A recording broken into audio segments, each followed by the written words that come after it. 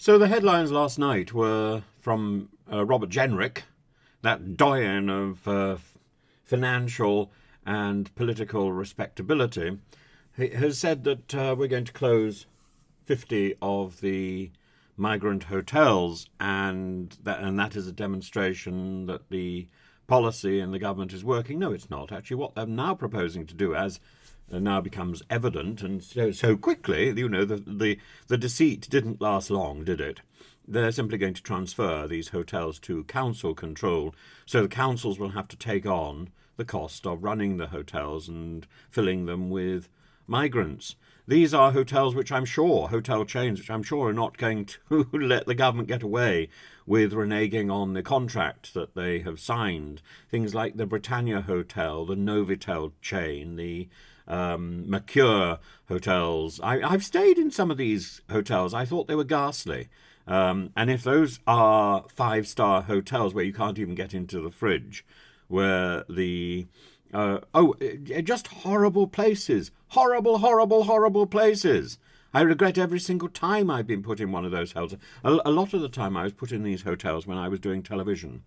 And I thought, well, why are you putting me in this hellhole?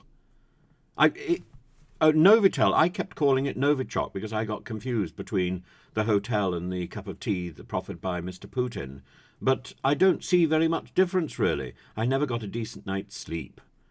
And maybe I'm just not used to the sort of hotels, sort of way hotels have become recently.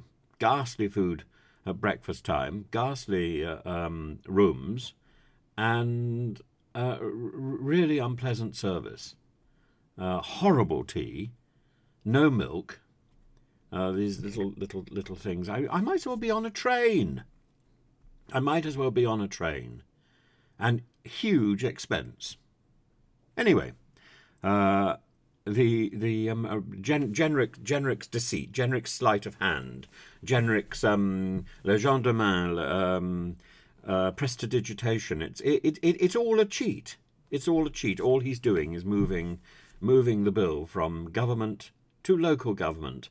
And Sean Davis, the chairman of the LGA, said councils would be legally obliged to find somewhere for large numbers of migrants to stay. And he says, we've got a housing shortage, we've got a huge demand on temporary accommodation, and we've got councils in financial strain.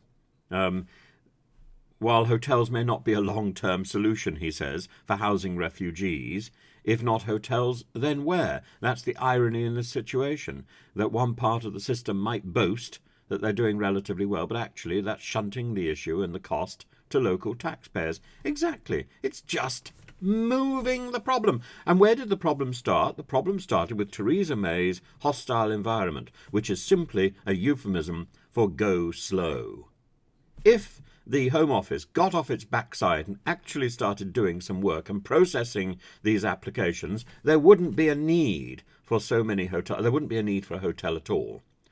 People would actually, the civil servants, the Home Office, would literally be doing its job, and this problem wouldn't be there. The problem has been created, has been manufactured, because it was seen as a political solution to make the population resent the migrants. Well, it's had that effect, of course. It's, let's, rather than hating the government, let's hate the migrants.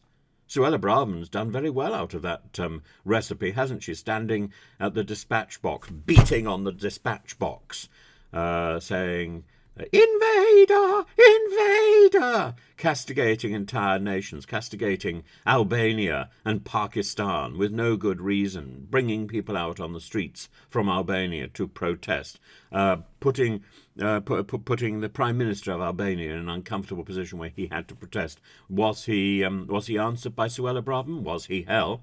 She even ignored a protest by the Crown Prince Leka II of Albania.